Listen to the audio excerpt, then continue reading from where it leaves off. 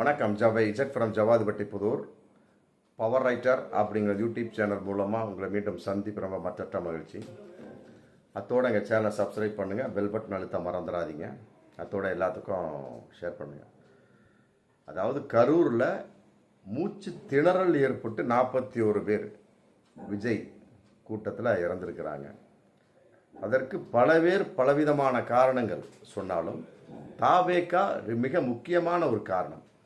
தமிழக வெற்றி கழகம் அந்த கட்சியே காரணம் அப்படிங்கிறது ரொம்ப ஏற்றுக்கொள்ள முடியாத ஒரு விஷயம். அவர் என்னென்ன தவறுகள் செய்தார்கள், முன்னால் ஆல்ரெடி திருச்சி, அரியலூர், திருவாரூர், நாகப்பட்டினம், நாமக்கல் ஆகிய இடத்துல அந்த கூட்டம் நடந்திருக்க சமயத்தில் அங்கேயே மூச்சு திணறல் ஏற்பட்டிருக்கு. நிறைய பேர் மயக்கம்.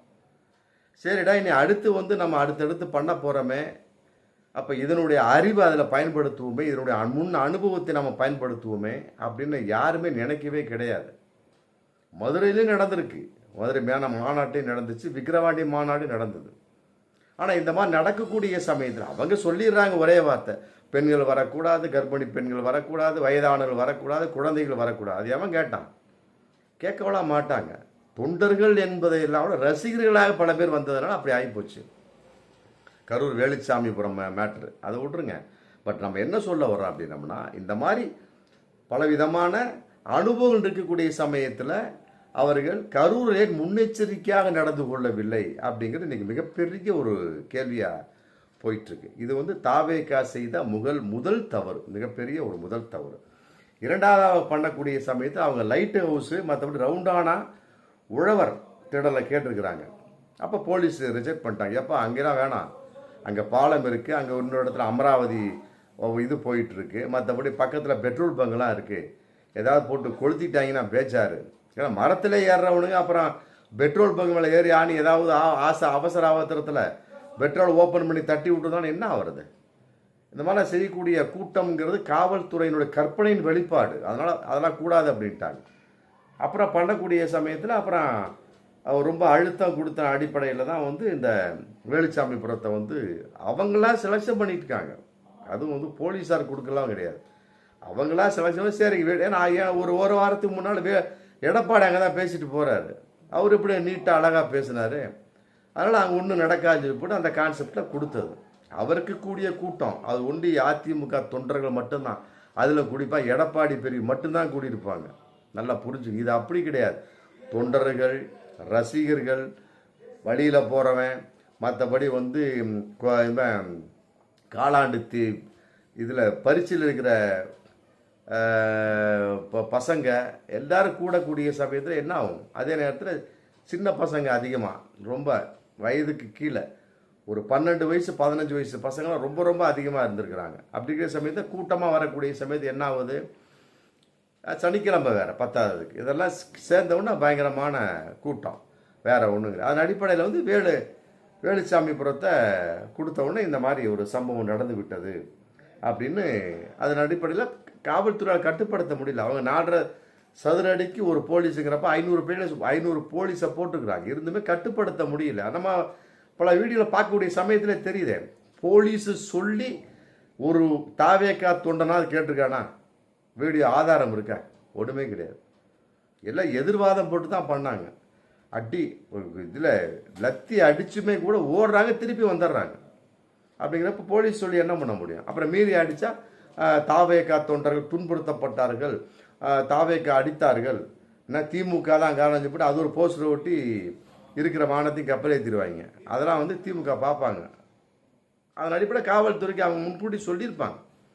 ஆமாம், இந்த செந்தில் பாலாஜி மற்ற அன்பில் பொய்யாமொழி கூட ஒரு கண் கலங்கிய வகையில் எவ்வளோ சொல்லி கேட்காம போயிட்டாங்கப்பா அப்படிங்கிற மாதிரி ஒரு வார்த்தையெல்லாம் வந்தது. இவர்கள் தான் தன் தலையில் தானே தாவேகா மண்ணை வாரி போட்டு கொண்டது. அதான் நம்ம சொல்ல முடியும். அடுத்து பார்க்கக்கூடிய சமயத்தில் கூட்டம் அப்படின்னா தடுப்பு வேலிகள், மற்றபடி அவசரமாக வெளியேறக்கூடிய எக்ஸிட்டு அதெல்லாம் இருக்கணும். இதெல்லாம் கிடையவே கிடையாது. அது மிகப்பெரிய ஒரு தவறு, தாவேகா செய்த மிகப்பெரிய ஒரு தவறு. அடுத்து மக்கள் நெரிசலை சீராக கொண்டு வர்றதுக்கு தன் ஆவலர்கள் தொண்டர்படை இருக்கணும். தொண்டர்படை ரொம்ப அதிகமாக இல்லை, மற்ற நிர்வாகம் மற்ற சோர்ஸ் இருக்கக்கூடிய தொண்டர்படை. ஏன்னா இன்னும் இப்போ தான் ஆரம்பித்த கட்சி. சில கட்சிலாம் போட்டு எங்கள் அன்பு தலைவர் தொல் திருமாவளவன் ஃபஸ்ட்டு தொண்டர்படை தான் ஆரம்பித்தார். தொண்டர்படை ஏகப்பட்ட பேர் இருப்பாங்க. எல்லாம் அங்கங்கே அப்படி ஆர்கனைஸ் அப்படியே இருப்பாங்க. உள்ளே பூந்து இருப்பாங்க. இப்படி வாங்க அப்படி வாங்க, தண்ணி எந்த பிடிங்க. இங்கே தாவேக்கால ஒன்றுமே கிடையாது. ஏன்னா கட்சி எவ்வாறு ஆரம்பிக்க வேணும் அப்படிங்கிறதெல்லாம் விட அதனுடைய கொள்கையில் எவ்வாறு கொண்டு செல்ல வேணும் அப்படிங்கிற விஷயம்லாம் அன்னைக்கு கொண்டு வரல. தொண்டரணியே கிடையாது அந்த கான்செப்ட். அது மிகப்பெரிய வெளிப்பாடு. அதே மாதிரி பலவித இடத்துல ஃப்ளக்ஸு, கட்சி கொடி ஃப்ளக்ஸு ஏகப்பட்டதை வச்சுட்டாங்க. எங்கேயுமே உத்தரவே கிடையாது. ஆமாம், எங்கேயுமே காவல்துறை அனுமதியே கிடையாது. இவங்களாம் வச்சு விட்டு இட நெருக்கடி ஆக்கிட்டாங்க. அது ஒரு விஷயம் இருக்குது. ஆமாம், அதே நேரத்தில் இவங்க சொன்னது 10,000 தான். வரும் 10,000 பேர் தான் வருவாங்கன்னு சொல்லிட்டாங்க. அதையாவது சொல்லியிருக்கலாம் இல்லையா? திருச்சியை வச்சு, மற்றபடி நாகப்பட்டினத்தை வச்சு, நாமக்கல்லை வச்சு, அரியலூரை வச்சு, திருச்சியை வச்சு சொல்லியிருக்கலாம். இல்லை, மதுரையில் எவ்வளோ கூட்டம், மாநாட்டில் விக்கிரவாண்டி எவ்வளோ கூட்டம், அதெல்லாம் வச்சு எப்போ 10,000 வர ஏதாச்சும் குறுகலான இடம் வேறு. அப்படிங்கிறப்ப ஏன் அந்த கரெக்டாக சொல்லவில்லை, அவர்கள் அந்த கணிக்காமல் ஏன் தவறி விட்டார்கள் அப்படிங்கிறது இன்றைக்கி மிகப்பெரிய ஒரு தாவேக்கா மேலே தவறாக போய் கொண்டிருக்கிறது. ஆமாம், 10,000 பேர் சொல்லியிருக்காங்க. ஆனால் வந்தது எல்லாம் 27-30,000 பேருக்கு. 30,000 பேர்கள் கணக்கு தான், அதுக்கு மேலேயே இருப்பாங்க. ஆமாம், அது பார்க்கக்கூடிய சமயத்தில் ஆமாம் பல பேருடைய கணிப்பு இன்னும் அதிகமாக 40,000 பேர் இருப்பாங்க அப்படின்னு தான் இன்றைக்கி வரைக்கும் சொல்லிட்டு இருக்காங்க. ஆமாம், அதனுடைய வெளிப்பு அதன் அடிப்பில் சரியாக கணிக்காமல் விட்டுட்டாங்க. அதே நேரத்தில் போக்குவரத்துக்கு இடையூற ரசிகர்கள் அணிவகுப்பு சாலை நிறையா பண்ணிட்டாங்க. ஏகப்பட்ட பார்க்கிங் பண்ணிட்டு போயிட்டாங்க. அதன் அடிப்படையில் கரூரே டைட்டாக போயிடுச்சு. கரூர் டைட்டுங்கிறப்ப விழுந்து கூட ஓட முடியாத அளவுக்கு ஆகி போச்சுல, டைட்டு. அங்கங்கே வாகனத்தை நிறுத்தி ஃப்ளக்ஸை வச்சு விட்டா அப்படி எப்படி மக்கள் ஓடுவான். அது ஒரு கான்செப்ட். மற்றபடி குடிநீர் வசதி, முதலுதவி, மருத்துவ அணிவகுப்பு எதுவுமே இல்லாமல் செஞ்சு மிகப்பெரிய ஒரு தவறு. அவங்க இருந்தால் கூட ஆளாளுக்கு இப்போ தண்ணி பாட்டில் கூட ஒரு குறிப்பிட்ட இடத்துக்கு போய் வாங்கிட்டு வானா அங்கே ஒரு 50,000 ஒரு 50 பேர் போயிடுவான். புரியுதுங்களா? இங்கிட்டு மயக்கம்ங்கிறப்ப அப்படி இப்படி இங்கிட்டு 4 பேர் பிரிஞ்சு போயிடுவாங்க. அப்படிங்கிறப்ப விஜய் ஈஸியாக பேசிட்டு போயிடலாம். அதான் மிகப்பெரிய ஒரு தவறு பண்ணிட்டாங்க. அதே நேரத்தில் வெயிலில் காலையில் காக்க வச்சுட்டாங்க. டைமிங் இழுத்துட்டாங்க. கூட்டம் கூட வேண்டும் என்பதற்காக 4:30 மணி நேரம் லேட் பண்ணியிருக்காங்க. அது மிகப்பெரிய ஒரு தவறு. நல்லா புரிஞ்சுக்கிட்டீங்களா? 2:30 மணிக்கு வந்திருக்கலாங்க. நாமக்கல் டு கலர் 37-38 கிலோமீட்டர், அவ்வளோதான், 1 ஹவர் தான். அதுக்கு 4:30 மணி நேரம் காக்க வைக்க 4:30 மணி நேரம் ஏன் லேட் பண்ணீங்க? இது மிகப்பெரிய ஒரு தவறு. காலையில் காத்தவன் என்ன பண்ணுவான்? இந்தா பார்த்துருவான், அந்தா பார்த்துருவான், இந்தா பார்த்துருவோன்னா அவனுக்கு சோறு தண்ணி 1க்கு 2 அங்கனே உட்காந்து பேல மூளை அப்படியே ஆகிப்போச்சு. என்ன ஆகும்? அவ்வளோதான். லேடிஸ் எல்லாம் அப்புறம் அவங்களுக்கு உடல் உபாதையெல்லாம் இருக்குது. மாதவிலக்கு, மாதவிடாய் கோளாறுலாம் இருக்குது. அதையெல்லாம் மீறி பார்க்கக்கூடிய சமயத்தில் அந்த இதில் எத்தனை மாதவிலக்கு பெண்கள் வந்தார்களோ என்ன பண்ண முடியும்? ஈஸ்ட்ரோஜன் குறைபாடு, மற்ற சோர்ஸோ, அவ்வளோதான். தண்ணி கூட வழி இல்லை. அப்படிங்கிறப்ப பெண்கள் தான் நிறையா மயங்கி விழுகக்கூடிய சூழல்.